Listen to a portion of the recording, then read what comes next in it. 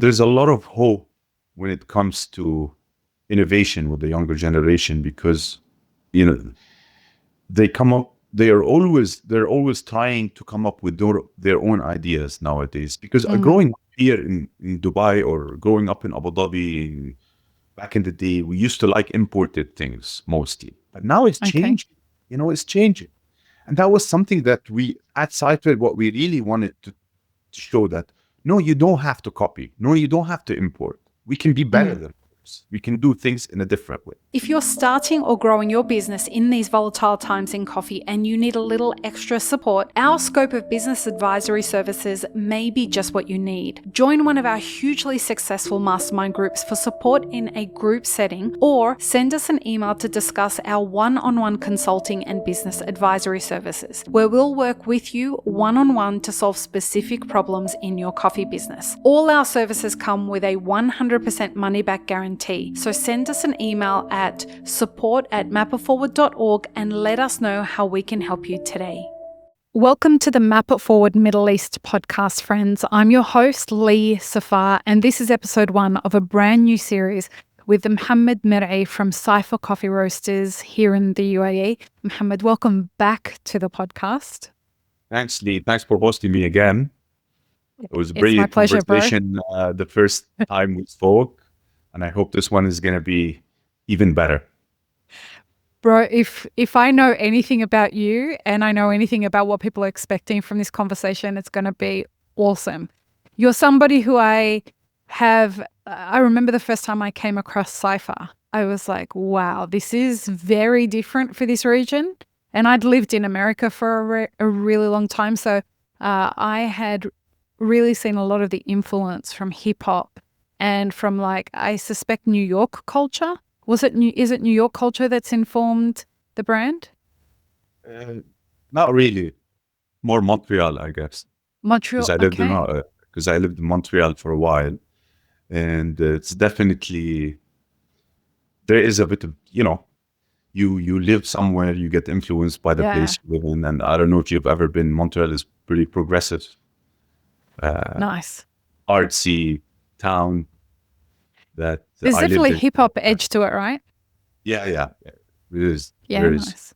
There's there's some truth in hip hop, Oh, So yeah. so this is with real hip hop that that's represented in the brand itself. It definitely is. And that's what we're here to talk about. Like, through this series, friends, we're going to be talking about building a successful coffee brand in the Middle East. And I remember when like I was saying, I came up against Cypher and Nawar Adra. We both saw it at the same time. And he was the one who said to me, he's like, you've got to check this out. And we saw it and we're like, this is communicating something different than what every other brand in the Middle East is communicating. And so when I called you up and said, hey, listen, you want to come on the new podcast for the Middle East? You're like, let's talk about branding. And I'm like, perfect. So as we move through this series, friends, we're going to explore basically how to build a successful brand in the Middle East. And in this episode, we're talking about describing how the different brands vary across the whole region, because having lived here a few years now, I have come to understand that there are different brands that are represented in different parts of the Middle East or the MENA region, but also within, like, even if we just take the UAE, brands in Dubai and brands in, let's say, Ajman or in Abu Dhabi or in Sharjah, all of them are different, right? So you being someone who is very intentional about your branding, anyone who has not seen Cypher's branding, go to Instagram. The links are in the show notes. Go to Instagram, take a look, and you will see exactly what I mean immediately. And that's the point of branding, right? That it should communicate a story immediately. So before we get started, could you just give us a bit of a background about you and about Cypher and how you came to it? Oh, so basically, I grew up in Abu Dhabi. I was born in Abu Dhabi. I'm Okay. Palestinian, Word. Free Palestine. Forever. And Inshallah. grew up in Abu Dhabi, lived in Abu Dhabi until high school, and then I went and lived in Montreal for around 14 years. And obviously, we have our roots here in the UAE. My parents have been here since the 60s, actually. And we decided to, when I came back to the UAE, I wanted to, a human being goes through a lot of, through the aging process, you go through a lot of Identity. challenges and identity issues that you go through it.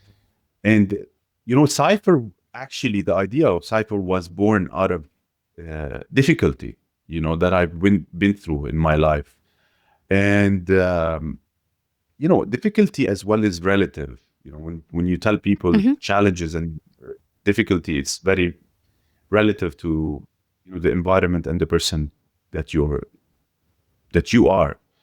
And just to summarize it for you, the way I was working in finance for a long period of time, and I wasn't in love with it. And I'm quite of a passionate person, so I just started questioning the meaning of life and what you do and what's important.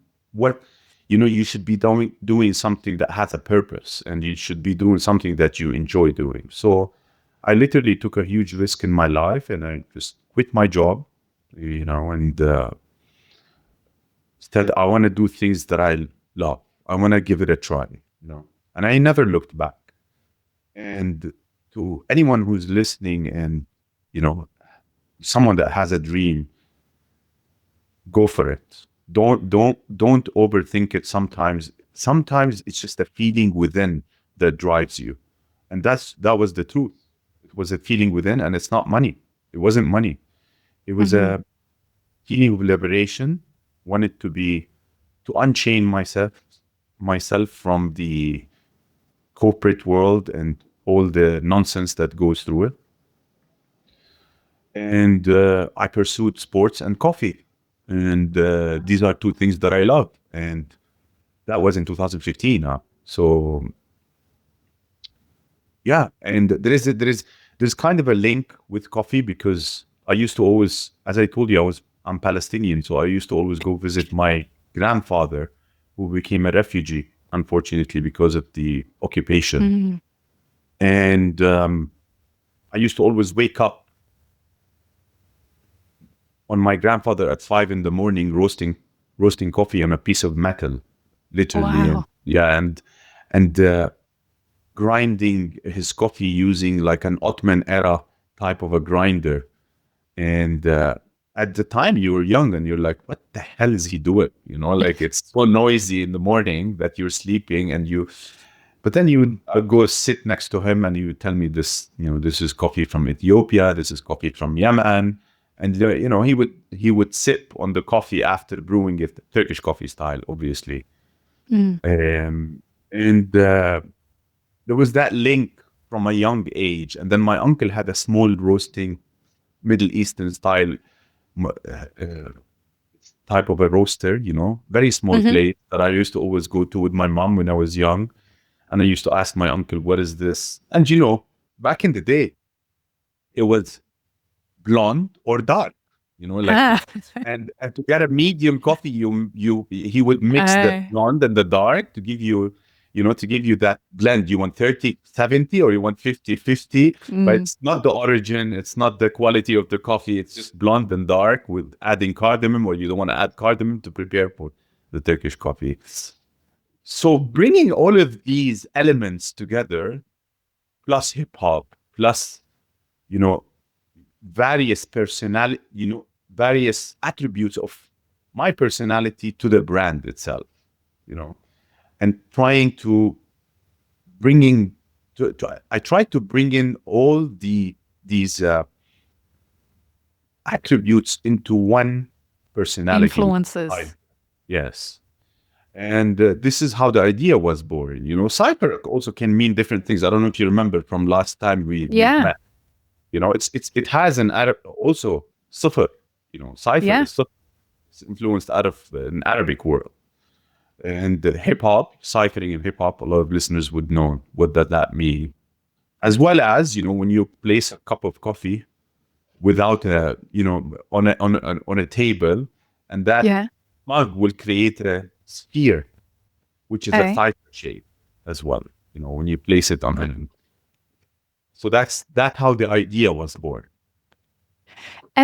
And I think what's really interesting is that just from hearing the story, you can see your identity in the brand. Yes. Like understanding all of that. And that's often a part of it that I think that people miss about branding, is that the story part of it is No, so Lee, important. the thing is, sorry to interrupt you, but they get it so wrong sometimes, people, because it should be a reflection of your personality. Eh? You know what I mean? You shouldn't copy what the West is doing or what, someone in the US is doing, or really Eh? your brand should be a reflection of your personality, of who you are. You know what I mean? And 100%. and it's a collective. This is what people don't understand. It's not only me. We go through exercises in this organization and we went through it, and you couldn't see through our social media. You would see that Cypher's personality. There was a campaign about Cypher's personality, and that was born through a collective effort where we basically brainstormed as a team for a period of 4 to 6 months, where everyone contributed. Basically, the idea came to me one of these days where I was like a light bulb came out. I'm like, we should communicate the personality of Cypher to our dear partners and clients, as well as everyone that loves Cypher. So I sent an email basically, and I'm like to my colleagues, I'm like, just give me 3 words that represent Cypher's personality. And the process started. And it evolves. It evolved. And we're gonna explore that more, like deeper into that as we move through this series. But for this series, if you could help me understand, how do brands differ across the region? Because here we're very lucky in the sense that we have deep roots in the Middle East related to coffee. And on top of that, we have this emerging market that has been influenced originally from Italy, then into the West, and now here into this region. So what are the varying kind of different brands across the entire region? This is something else that a lot of people that are, coming from the West wanting to be in this region, or coming from the East wanting to be, they don't get right. Coffee culture in the Middle East is incredibly diverse. In the Gulf, there is a strong emphasis on premium experiences, specialty coffee shops, aesthetic, design, and a lot of times storytelling matters, Yeah. In countries like Saudi, in countries like the Emirates, consumers are younger, globally aware, and seeking quality and identity in what they drink, especially the younger generation. There's a lot of hope when it comes to innovation with the younger generation, because, they're always trying to come up with their own ideas nowadays. Because growing up here in Dubai, or growing up in Abu Dhabi, back in the day, we used to like imported things mostly. But now it's changing. It's changing. And that was something that we at Cypher, what we really wanted to show, that no, you don't have to copy. No, you don't have to import. We can be better than others. We can do things in a different way. Now, in contrast to the Levant and North African markets, it's often, I always say, it's often balances tradition with affordability. Obviously, there's price sensitivity when it comes to these markets, even though they drink a lot of coffee, by the way. You can see it from the way they brew the coffee. It's still Turkish coffee is dominant in these parts of super dark, super. Yes, but still adding. But you know what? It's gonna evolve, and it is evolving. And I can tell you this from data, because, as you know, we have a green coffee distribution arm, as well as we're roasters and distributors. So we're green coffee importers, and we wear different hats. What Jordan buys, or Lebanon, or Palestine, what they buy from us is totally different when it comes to profiles, when it comes to qualities, than what Saudi Arabia, maybe even I'll take it up a notch. What the northern part of Saudi Arabia wants might differ totally from Montreal one. You know what I mean? But because these countries are hardcore coffee drinking cultures, there is a niche of that society in Jordan, Lebanon, that's willing to pay a higher price to get that experience with coffee. Brand expectations differ. And what resonates in Dubai may not connect in Al-Qahira or yeah. Well, and it's very exciting to watch all the different layers of coffee try and find their way here in the Middle East, because I was recently at Curaçao here in Dubai, and it was really wonderful to see like this identity of this Japanese approach to specialty coffee really finding a very comfortable home in Dubai. But at the same time, you can have a very traditional Emirati coffee brand also do very well here in Dubai. And they both have a lot of customers that are going there. The thing that they have in common, though, is the way that they're communicating their identity. And their brand is really signaling to their potential customers, you should come and visit me. So maybe the people who are going to Curaçao are not necessarily going to the Emirati brand, but they know that through the brand identity. I love when I go to Saudi.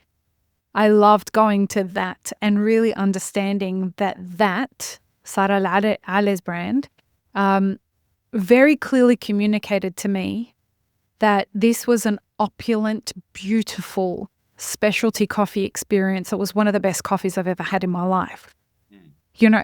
And the exciting part about it is you don't have to settle. Like when a brand is built well, you're having a great brand experience no matter what, because it's important to communicate their story through their product as well. 100%. And I think that that's really exciting.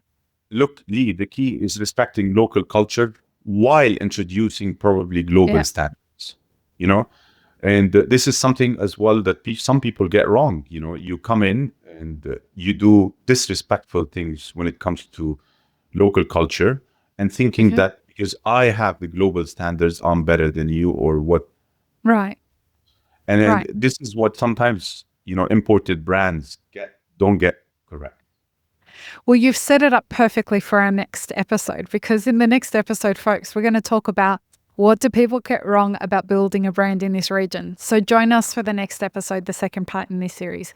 Peace, love, and peanut butter. Have an amazing rest of your day. This episode is part of a 5-part series produced by Mapper Forward. Check the full playlist and guest details in the show notes, as well as how you can support our work in the coffee industry. Become a premium YouTube subscriber, explore our Patreon and any brands we've partnered with to bring you this podcast. Please don't forget to like, share, and subscribe. It really does help us grow our audience.